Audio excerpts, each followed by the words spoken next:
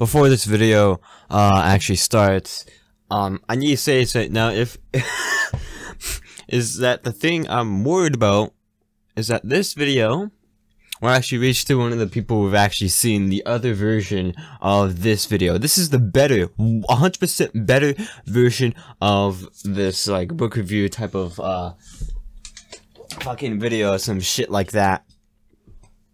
Now here's the thing though, I will play the video, I'll play the actual thing, but here's the thing though, I was actually very angry to actually find out that I had to use my I had to actually have my voice on the face in the fucking video for it to actually be, you know, gradable, to be, you know, submittable and all that stuff. Because the one you're about to see right now is the 100% better version. The other one, I'm not gonna show that one. I'm not gonna show that one.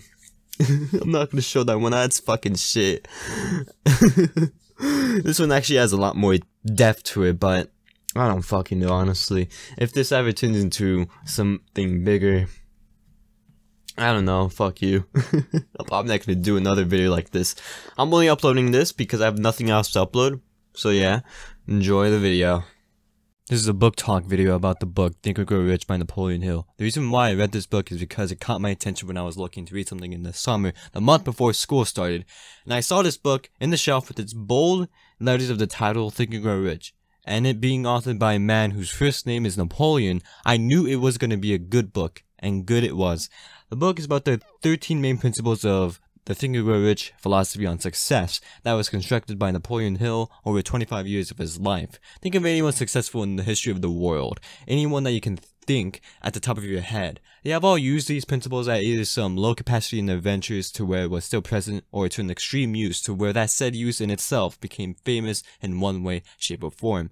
The first principle is desire. A burning desire to have, to be, and to do is the starting point of all achievements. The start of this principle starts with the story of Edwin C. Barnes having a consuming obsession of his life to work with Thomas Edison.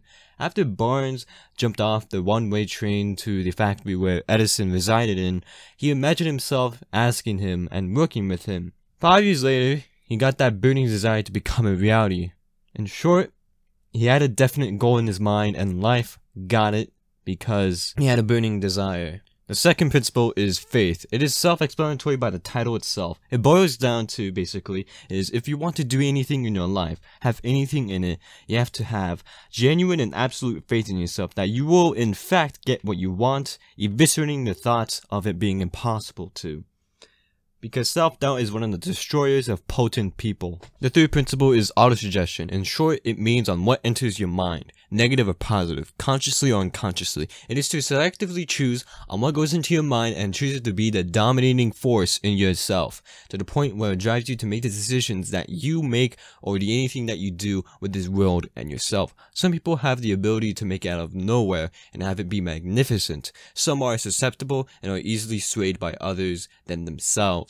The fourth principle is specialized knowledge. There are two kinds of knowledge. One is general, the other is specialized. General knowledge, no matter how great in quantity or variety it may be, is of but little use in the acclamation of money or anything you want in your life. Knowledge itself won't attract your desires unless it is organized and intelligently directed through practical plans of action to the definite end. You ever heard the saying, knowledge is power, at least once in your life? It is not power unless you make it powerful. The fifth principle is imagination, the thing that a good portion of people in the world lack. It is literally the workshop of your mind where your plans and desires are given shape, form, and action through that faculty of the mind. It has been said that anything can be created which a human being can imagine. The sixth principle is organized planning, which is self-explanatory by its title alone. The seventh principle is decision, which boils down to stop procrastinating and make up your mind with the decisions that you have at your hand swiftly and effectively. The eighth principle is persistence, which is another self-explanatory principle in this book, but for a more in-depth look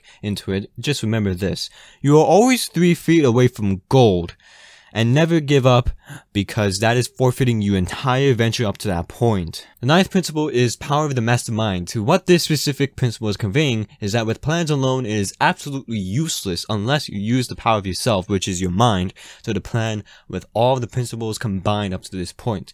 though in this part of the book, it recommends you to work with 2 or more people other than yourself in order for this principle to be executed. The 10th principle is the mystery of sex transmutation, not in that way. In short, this specific excerpt in this principle explains mostly all of it.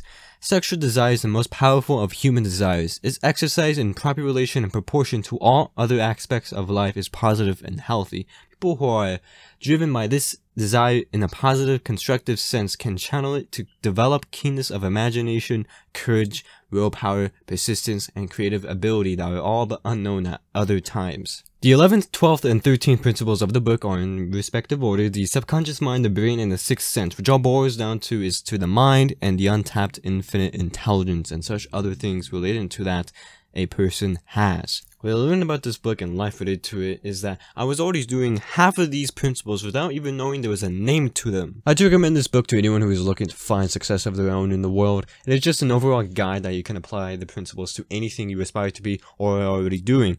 Though this video was a very, very oversimplification of it.